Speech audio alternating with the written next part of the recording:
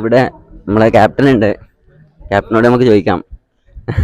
Captain G എങ്ങനെ feel ചെയ്യുന്നു നമ്മുടെ ഭഗവാനുഗ്രഹം ഗംഭീരം? ഇതൊന്ന് പിടിക്കോ, നമുക്ക് ഞാൻ കുറച്ച് ക്വസ്റ്റ്യൻ ചോദിച്ചോട്ടെ. ഗിരിവലം കഴിഞ്ഞു, ഗിരിവലം കഴിഞ്ഞു, ഇന്നലത്തെ പ്രോഗ്രാം കഴിഞ്ഞു, രാത്രിയായി ഉറങ്ങാൻ. എന്നിട്ടും രേതേട്ടൻ രാവിലെ ഇവിടെ എത്തി. എങ്ങനെ ഫീൽ ചെയ്യുന്നു? ഭഗവാന്റെ ഡ്യൂട്ടിക്ക് ഇറങ്ങിയ ആ ഒരു എനർജി എപ്പോഴും എൻ്റെ അടുത്തുണ്ടോ. പക്ഷെ ക്ഷീണം എന്നുള്ളതില്ല, വർക്കാണ്, ഡ്യൂട്ടിയാണ്. അപ്പോ രാത്രി 1 മണിയായി കിടക്കുന്ന, പക്ഷെ 7 മണിക്ക് എത്തേണ്ട സമയത്ത് ഞാൻ എത്തി. 3 മണിയായി, പക്ഷെ നീ വന്നില്ല. അല്ല, അതുകൂടി പറയണമല്ലോ അതിന് കൂടെ.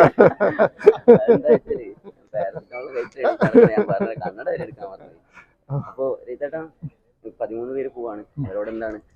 അല്ല, അത് എന്താ പറയാ, ഭഗവാന്റെ വിഗ്രഹം കൊണ്ട് ഒരു യാത്രയാണ്. അത് നമ്മൾ മഹത്തായ ഒരു യാഗം നടത്താനുള്ള യാത്രയാണ്. അതും പഴനിന്ന് ഉജ്ജയിനിലേക്കുള്ള യാത്ര.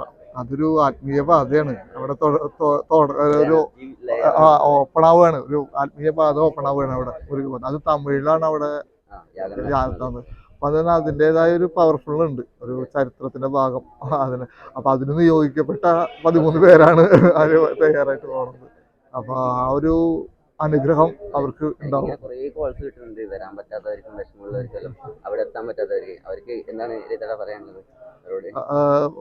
എന്തെങ്കിലും ഓൺലൈനിൽ കാണുക, അടുത്ത വരുന്ന യാഗങ്ങളിൽ അറ്റൻഡ് ചെയ്യുക, മാക്സിമം ട്രൈ ചെയ്യുക. കാരണം എത്താൻ പറ്റുക എന്നുള്ളത് ജീവിതത്തിലെ ഏറ്റവും വലിയൊരു ഭാഗ്യമാണ്. കാരണം ഈ യാഗത്തിൽ പങ്കെടുക്കുക. കാരണം ഞാൻ എപ്പോഴും പറയാനുള്ളതാണ്, ഞാൻ ചെയ്യണോണ്ടോ ഗുരുക്കന്മാർ പൊതു ചെയ്യണോണ്ടല്ല, അവിടെ ആ സമയത്ത് ഗുരുക്കന്മാരും ഉണ്ട്, എല്ലാ സിദ്ധന്മാരും ഉണ്ട്. അവിടെ നമ്മളും കൂടി ഇരിക്കുക എന്ന് പറയാൻ, നമ്മുടെ ആത്മാവും കൂടി അതിൻ്റെ അത് യോജിക്കുകയാണ് ചെയ്യുന്നത്. ആ എനർജി ഫീൽഡിൽ എത്താൻ പറ്റുകയാണെങ്കിൽ മാക്സിമം എത്തുക, അതാണ് അതിൻ്റെ ഏറ്റവും ഇത്. പറ്റാത്തവർ ഓൺലൈനിൽ നിന്ന് പ്രാർത്ഥിക്കുക, അടുത്ത പ്രാവശ്യം വരാൻ വേണ്ടി പ്രാർത്ഥിക്കുക. നിങ്ങൾക്ക് വേണ്ടി ഞാനും പ്രാർത്ഥിക്കാം. ഞാൻ 12-ാം തീയതി രാത്രി എത്തും. 13-ാം തീയതി എനിക്ക് അവിടെ എൻ്റെതായ കുറച്ച് പൂജകളുണ്ട്.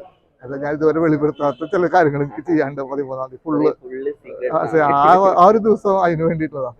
14-ാം തീയതി കാലത്ത് ഞാൻ നേരെ അസ്താഗുരുകുലത്തിലെത്തും. അവിടെ വരുന്ന എല്ലാവരോടും സംസാരിക്കാൻ മാത്രമേ ഉള്ളൂ. ബാക്കി പണികളൊക്കെ നമ്മുടെ ഗ്രൗണ്ട് ഹോൾ സ്ട്രീം ചെയ്യും. ഞാൻ അവിടെ ഇരുന്നിട്ട് വരുന്ന ആൾക്കാരോടൊക്കെ സംസാരിക്കാൻ വേണ്ടിയിട്ടാണ് വരുന്നത്.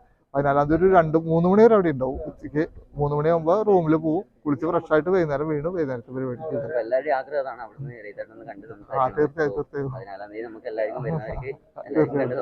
അതെ, ഒരു 3 മണിക്ക് വരെ ഞാൻ എന്തായാലും കാലത്തോട്ട് അവിടെ ഉണ്ടാവും. 3 മണിക്ക് റൂമിൽ പോകും. അതൊന്നുമല്ല, ഭയങ്കര ഡൗൺ ടു എർത്ത് ആണ് ആള്. എപ്പോ വേണമെങ്കിൽ വിളിക്കാം, സംസാരിക്കാം, ഭയങ്കര കൂളാണ്. എല്ലാവരോടും എപ്പോഴാണ് വിളിക്കുക, സംസാരിക്കാം, മെസ്സേജ് അയക്കാം. യാഗം കഴിഞ്ഞ് കഴിഞ്ഞാൽ എല്ലാവർക്കും റിപ്ലൈ ഇടും. ഓം ശരവണഭവായ. നമസ്കാരം എല്ലാവർക്കും. ഭഗവാന്റെ അനുഗ്രഹം എല്ലാവർക്കും കിട്ടട്ടെ. നമ്മളൊരു എല്ലാമാർക്ക് അതിന്റെ ചരിത്രപരമായ ഒരു ദൗത്യത്തിന്റെ അടുത്ത് നിൽക്കുകയാണ്. ഓരോ ദൗത്യങ്ങളും നമുക്ക് ചരിത്രപരമാണ്. ഈ ദൗത്യം അതിന്റെ ഭാഗമാണ്. അതിലേക്ക് എത്തിപ്പെടുകയാണ്. അത് മനോഹരമായി, അതിഗംഭീരമായി ഭഗവാന്റെ അനുഗ്രഹത്തിൽ ചെയ്യാൻ നമുക്ക് സാധിക്കും. അത് ഭഗവാന്റെ അനുഗ്രഹം നമ്മുടെ കൂടെ ഉണ്ട്. കാരണം നമ്മൾ ഭഗവാന്റെ ആൾക്കാരാണ്, ഭഗവാന്റെ ടീമാണ്. അപ്പോൾ എല്ലാമാർക്ക് അതിൻ്റെ ഒരു ഭാഗമാണ്. ഭഗവാൻ തന്നെ തീരുമാനിച്ച, ഭഗവാൻ തന്നെ റെഡിയാക്കിയിട്ടുള്ള ഒരു പ്ലാറ്റ്ഫോമാണ് എല്ലാമാർക്ക്. അവിടെ നിന്ന് നമുക്ക് ആ ഭഗവാന്റെ ഡ്യൂട്ടി ചെയ്യാം. ഞാൻ ഇപ്പോൾ സംസാരിക്കുന്നത് പഴനിമലയുടെ ഇടുമ്പർമലയുടെയും നടുവിൽ നിന്നുകൊണ്ടാണ്. അതിൻ്റെ ഒരു എനർജിയിൽ നിന്നുകൊണ്ടാണ്. എല്ലാവർക്കും സന്തോഷം. ഭഗവാന്റെ അനുഗ്രഹം എല്ലാവർക്കും കിട്ടട്ടെ. ഓം ശരവണഭവായ. നമസ്കാരം.